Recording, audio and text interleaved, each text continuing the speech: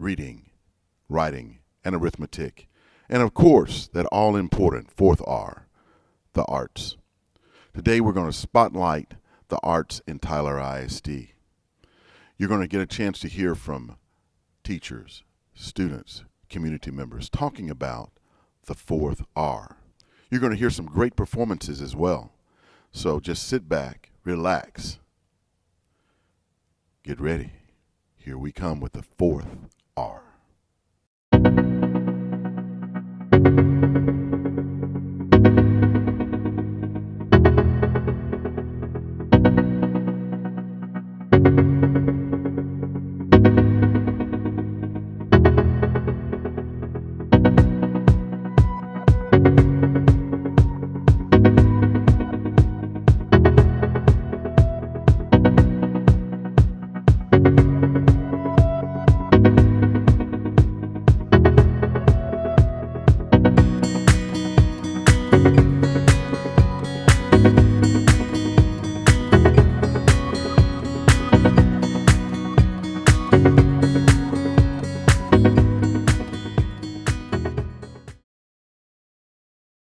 Hello, my name is George Faber. I'm the Director of Visual and Performing Arts for Tyler Independent School District. Today we have with us Natasha Raibon-Sheppard. She is the art instructor at Dogan Middle School, and we just want to find out a little bit about you. You're from where? I am from Longview, Texas. Wow, Longview, Texas. Yes, sir. Where'd you go to school? Did you go to Pine Tree, Longview? Where'd you go? I went to Pine Tree. Okay, all right. Where'd you go to school? At Pine Tree High School. Pine Tree High School, okay. And while you were there, were you into art when you were in middle school, junior high, high school? When did you? Unfortunately, Pine Tree, we don't have an elementary art program, but we have middle school. And from middle school, I just knew that I wanted to be in the arts. And so I had a fabulous teacher named Miss Sims in high school, who she just passed this last recent year, and so it was a little hard, but she lived right down the street from me, which is very nice that I could go back to her, and she knew that I was an art teacher before she passed. Wow, that's great. So the teacher that influenced you and kind of helped you along the way got to see you actually as an art teacher. Yes, she did. Outstanding, outstanding. So then what happened after high school? Well, after high school, I did graduate with a distinguished fine arts credit there. And I did move on to Texas A&M Commerce and got my art education degree there. So I already knew I wanted to be an art teacher. Outstanding. So after you got your first degree, because we're going to talk in a minute because you're working on a second degree. Yes. So let's go back. After you got your first degree, what did you do? After I got my first degree, I hit the ground running and got a second degree. Well, I'm sorry. You taught? I taught. I'm sorry. Yeah. Okay. I'm working on my second degree. But I taught at Bland ISD, a little bitty school district right outside of Greenville. Mm-hmm. And it's in Merritt, Texas. It's very, very small. It was a 1A school, and I was the art department. Elementary through? Elementary all the way up to 12th grade. All right. Would you tell us a little bit about the artwork that you brought with you today, please? Yes. This is a work in progress. And it is an owl and 2 rings. And then this whole work here is, the body of work is the birds symbolizing freedom, and freedom is equal to creativity. Creativity. Now, what is the medium that you're using in all of these? The medium on this one is actually acrylic underneath oil, and the process is doing the acrylic contrast tones first and then coming back with the oil on top. Outstanding. And is that your main medium as far as? No, it's not, and that's kind of one of the reasons why I'm an art teacher, because I love the different mediums. Okay, and then what is this right here? This next work is freedom, and it is actually an eagle coming through the clouds, and it is obscure because creativity is obscure. It's something that is unintangible, but we also try to foster in our kids. Yes, excellent. Now, this one over here is a cutie to me. Thank you. I'm That's trying one of my favorites. I see a crown and kind of You're into birds, I take it. Again, this series has really been about the birds, but I did start these works at the art retreat over at Stephen F. Austin, and that's where I'm working on my Master's of Art Education degree. So it's very important that we continue as educators, because we're always talking about students being lifelong learners. So as a teacher, you're a lifelong learner as well. Absolutely. And now, I want you to become an administrator. So are you thinking along that lines as well? Well, at this point, wherever God leads me. All right. Okay. Well, we'll leave it at that then. All right. And now these mediums you done acrylic? You've done some oil. What do you do? Watercolor? Again, that's why I'm an art teacher. But this is actually a book, and you can pick it up. Okay. May I pick it up? Yes, you may. Please do. And it's actually a book. No sewing is needed. No staples. Nothing. Just paper. And the way that Aloma Marquise, she showed us how to cut it to make a signature, and then you just put them together. Wow. Before I get too excited, so will you be introducing this to your students? Absolutely, because again, I work at Dogan Middle School, and a lot of times my kids, well, it's probably everywhere, but it's like pulling teeth to get the kids to get a sketchbook. But this way they can make their own, and it's a lot more meaningful to them. This is really cool. I like that. I'm looking forward to coming by your classroom and seeing that. I think your kids are going to love that. I think they'll absolutely love it. Oh, that's wonderful. Okay. And what about some of this? Okay, and these I actually do throw on the wheel, as well as hand building with the sculpture. I kind of play with words with my sculpture, as well as with going back to the painting. This last one was called Vanity at the top, and this pot here is called Honey. Honey? Yes, and it has honey on the side there. I was looking inside. There's no honey in there. Okay, all right. But then I also have the pieces here that I've thrown on the wheel that I like to make my own tools, and this is something I also learned during my master's degree, to make my own tools to score inside of them while they're rotating on the wheel. Outstanding. Now, will your students be this year, hopefully? Yes, hopefully we will get to the wheel and the clay this year. Okay, good deal. All right. Well, let's talk a little bit more about professional development and why that's important for a teacher. It's very important for a teacher to stay up and current with whatever your media is, mine being all of them, to fine-tune what your creativity is to help the kids, to foster the kids into their creativity. Wonderful. Well, I tell you, it has been really nice having you here to talk a little bit about some of your artwork. It's been nice being here. Looking forward to seeing some of your students' works at some of the different places in Tyler, like at Plyler, at the Davison Center. We have them here at Caldwell Auditorium.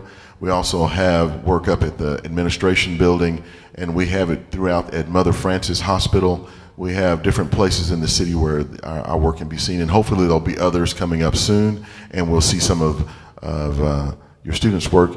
And at the administration building at the beginning of the year, we always have some of our teachers' work being displayed throughout the administration building. So thank you again for being here. Thank you all, and we'll be back. Welcome back to the fourth R, reading, writing, arithmetic, and of course the fourth R, the arts. We have the pleasure of being here today with Nathan Bausinger, who is an incredible French horn player, who is one of our students here in the Tyler Independent School District. And what schools did you go to? Where did you go to elementary school? Went to elementary school at Woods Elementary. And were you playing, had you thought about music while you were in elementary? Well, I mean, we did a lot of percussion and singing with my teacher, Miss Ratcliffe. Mm-hmm. And that just inspired me to pick up something later on, something a little more complicated. Excellent. So then when you left Woods and where did you go to school? I went to Hubbard Middle School. Mm. Now, for some strange reason, that's a wonderful school to me, in that I was an assistant principal there, as well as a band director there, and had a pretty good little band program going back in those days. So what made you want to get into the get into the band? Did you start out in band, or did you? Well, yes, in sixth grade, I was kind of forced. Forced? Yeah, I had to pick an elective for my NYP, and I chose band because it seemed fun, and a lot of people there were friendly. And we tried out a lot of instruments, and I did the best on the horn. Excellent. Well, let's talk about that just a moment. You have become probably one of the best French horn players in this region, and we have a pretty tough region. As an eighth grader, talk about all region and what that means. All region is intimidating when you have 20 or 30 other horns in the room, and you're in the center of it all.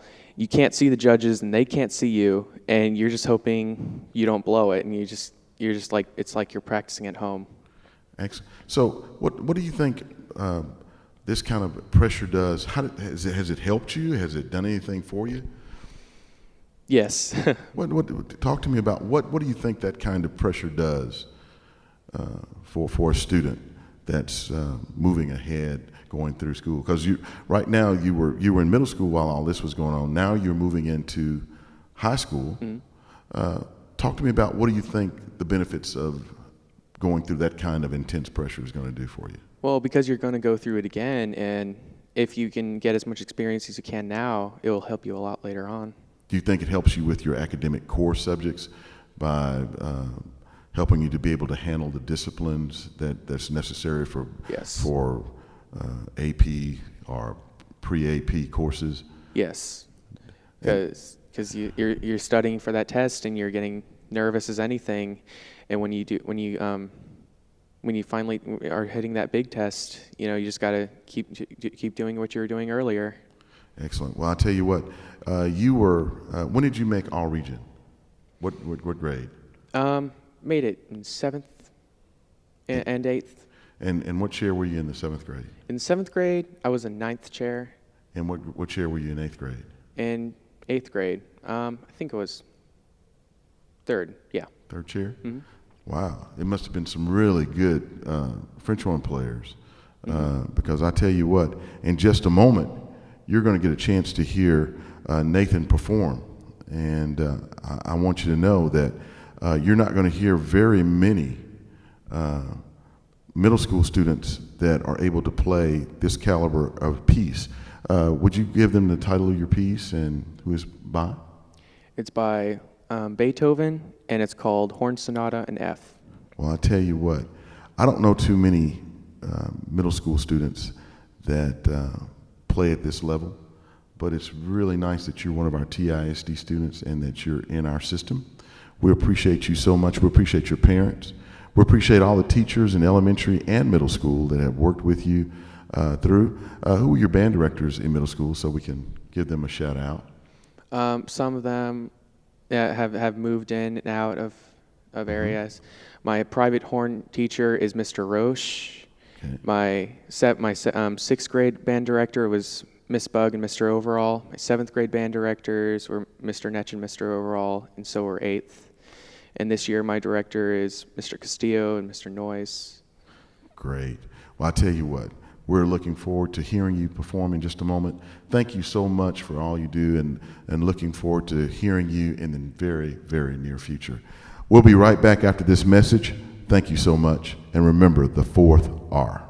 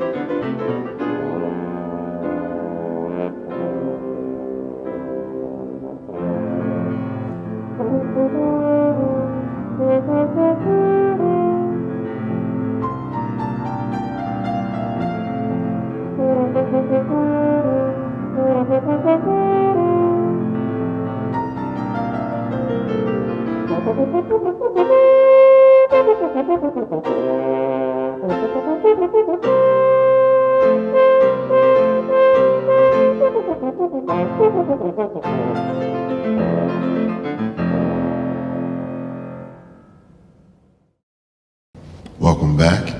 My name is George Faber. I'm the Director of Visual and Performing Arts for the Tyler Independent School District. And with me right now is the incredible, the incomparable Nancy Wren, the Executive Director of the East Texas Symphony Orchestra. And we're so glad to have you here with us to talk a little bit about the importance of the arts and how the East Texas Symphony supports TISD and all of their endeavors, and what we can do to kind of help support the East Texas Symphony and all the things we do together. So now, I had the privilege of teaching some great children. Who were they again? We had two daughters that went through TISD, Christina and Courtney. Yes, and their talent came from? Their father. Well, I tell you what, they were great kids, and I think one is an artist. Yes, one is a visual artist in Brooklyn. Yes. And she went through TISD and finished in the IB program on an art track. Also was a musician, plays the harp and the piano. Yes, and one played the flute. My daughter who played the flute because of the influence of Mr. George Faber at that time. She was just captivated by the idea of being in the band. She was our daughter who didn't really have as much musical talent. She had lots of other talents, and actually has become an artist in her own right. She's an engraver on paper. She's determined to save the dying art of the social media. Yes. From the social media. Well, I'd like to say I'd like to thank the East Texas Symphony, because for the years that I have been here, we have collaborated on a children's concert here at Caldwell Auditorium. And each year it has been just a little bit different. We started out doing just a typical orchestra concert, then we went to Peter and the Wolf, and then we started doing some the life of Beethoven and Mozart, I think. We did. And now we're doing something called Link Up with Carnegie. Can you talk to us about why you think the arts are important and why you're helping support it? Well, since the early 50s, when the orchestra began again after our hiatus during World War II, we believed in education and believed in capturing the young mind through classical music. And it's evolved over the years that as times change and the world changes, we need a new perspective and a new objective within our own dedication to education. And that's why we have evolved through the years, through the Peter and the Wolf, the Zinzin, the violin, the Beethoven Lives Upstairs, to the Carnegie program, which is more of an immersive program that the children prepare for throughout the whole year. And it is an incredible program that is actually interactive with the kids, because you had kids in the audience performing with the orchestra as well. We did. We had people on their recorders, we had kids singing, we had children on stage. We hope at some point in time to have violinists on stage to go along with our approach. Excellent. And the East Texas Symphony, you do a lot of things in the community. Can you talk a little bit about the things that you do in the community, not only with just TISD, but you have a concert series? We have a concert series. We perform at the Cowan Center from September to April, and have 5 concerts within that series. We look forward to each year because we look at different ways to reach a more diverse audience within our programming.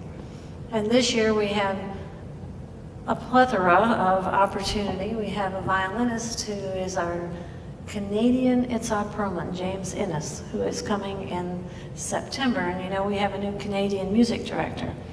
And we have found that he has put us in touch with even a wider world of opportunity through soloists. And that the new director's name is Richard Lee. Richard Lee, who started in education himself and was himself a junior high music teacher.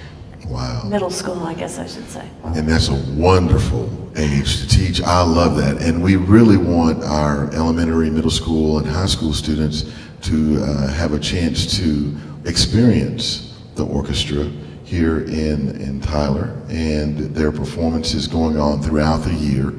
What can the public do to help to make sure, because I know that we've had different funding crisis in education throughout the country, but also right here even with our orchestra, is there something that people in the community can do to kind of help with that situation? Of course, they can look for ways to underwrite programming, because the more underwriting we have, the more opportunity we have to reach more students. For instance, it would be nice if each elementary student had a recorder to play of his own, wouldn't it? Yes, it would. That would help us promote our program that way.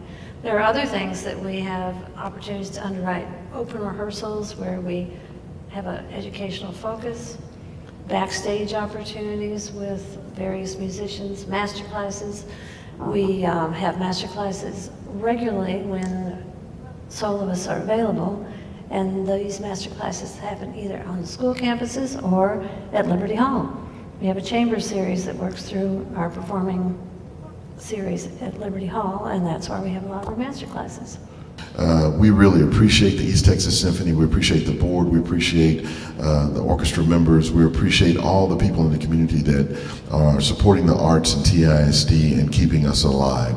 We appreciate you so much. We appreciate you, Ms. Wren, for coming in, and thank you for allowing us to be in your presence just for this moment. And thank you, and we'll be back in just a moment. Thank you. Thank you for watching the Fourth R, our spotlight on the arts of Tyler ISD.